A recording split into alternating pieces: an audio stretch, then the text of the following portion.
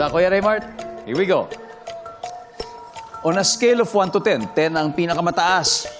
Gaano kasakit sa tenga ang boses ng kapitbahay mong nagbibidyoke? Go. 10. Okay, una mong tinatawagan kapag ikaw ay malungkot.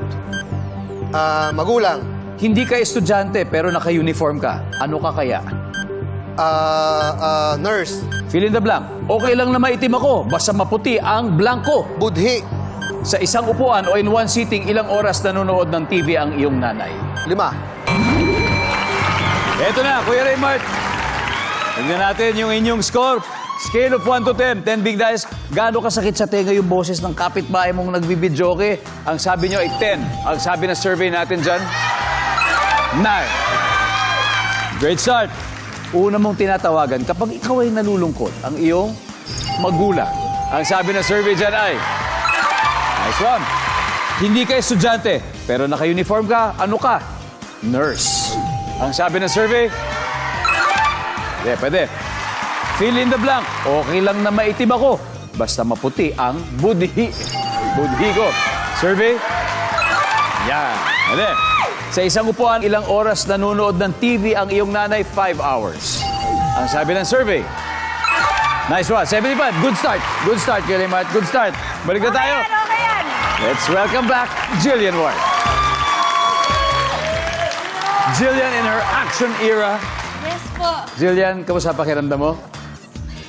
Hindi po ako makahinga. Baka ma-Facebook po ako nito. Hindi, siguradong panalo na kayo. Panalo na kayo. Ito, bonus na lang ito. Okay po. At sigurado ko lahat ng kung ano mang isasagot mo dito, alam na alam mo to. Alam mo kung bakit? Kasi si Kuya Raymart nakakuha ng 75. O, ibig sabihin, konti na lang, 125. Kalahati, halos kalahati, di ba? So at this point, makikita na ng mga manonood ang sagot ni Raymart Santiago. Give it 25 seconds on the clock. Good luck. So on a scale of 1 to 10, 10 pinakamataas. Gaano kasakit sa tenga ang boses ng kapitbahay mong nagbibidyoke? 10. 9. Una mong tinatawagan kapag ikaw ay nalulungkot. Nanay ko. Tatay ko. Bukod sa parents. Kapatid ko. Hindi ka estudyante, pero naka-uniform ka. Ano ka? Doktor.